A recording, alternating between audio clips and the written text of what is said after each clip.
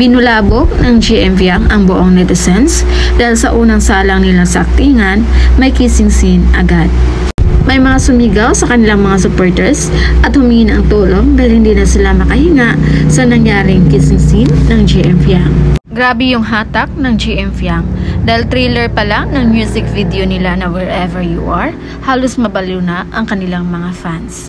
Dahil ayon pa sa kanilang mga fans, hawak pa lang ng kamay ni JM sa baywang ni Fiang at ang paghawak ni Fiang sa leeg ni JM, gumuho na daw ang mundo ng mga bashers. So how much more daw ngayon sa kissing scene nila? Kaya pa ba daw huminga ng mga bashers ng JM Fiang?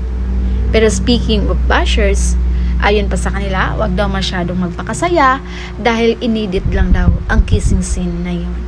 Pero dipinsa ng mga supporters ng JM Fiang, whatever it is, edited man or hindi, what matters most sa kanila ay napasaya sila. Pero hindi maikaila na ang daming naghintay na mailabas na ang music video na to.